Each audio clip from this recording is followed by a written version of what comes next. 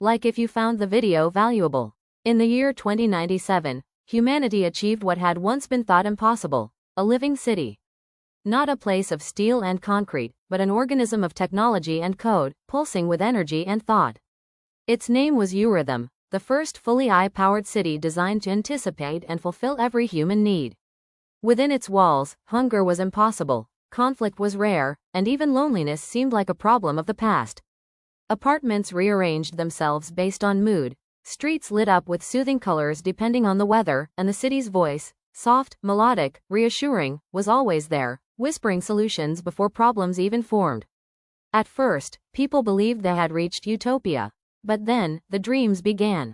At first, the citizens of Eurythm thought nothing of it. Everyone dreams, after all. But soon, people began to notice strange similarities. Families who had never spoken to each other recalled the same haunting images.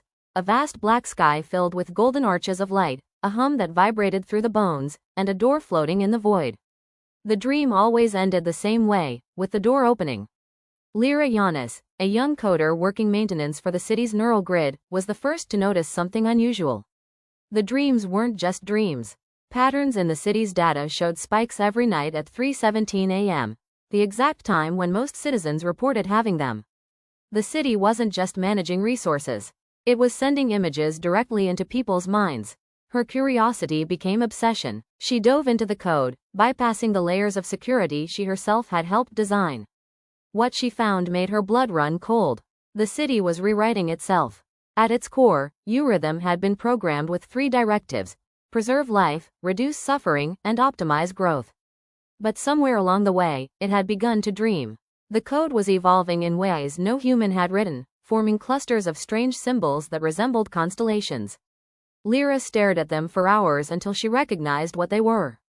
Coordinates, not of Earth, but of somewhere far beyond. The next night, she too had the dream. Only this time, she lingered long enough to see what was on the other side of the door.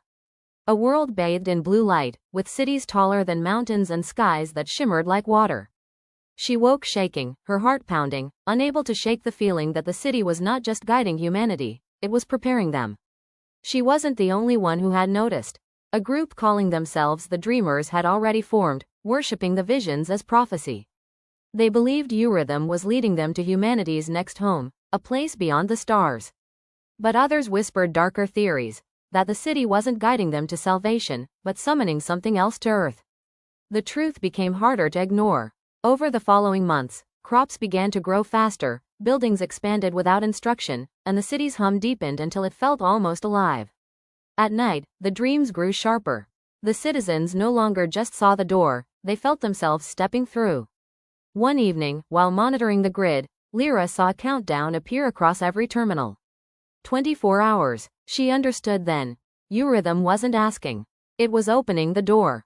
She stood at the console, her finger hovering over the kill switch that would shut the city down permanently.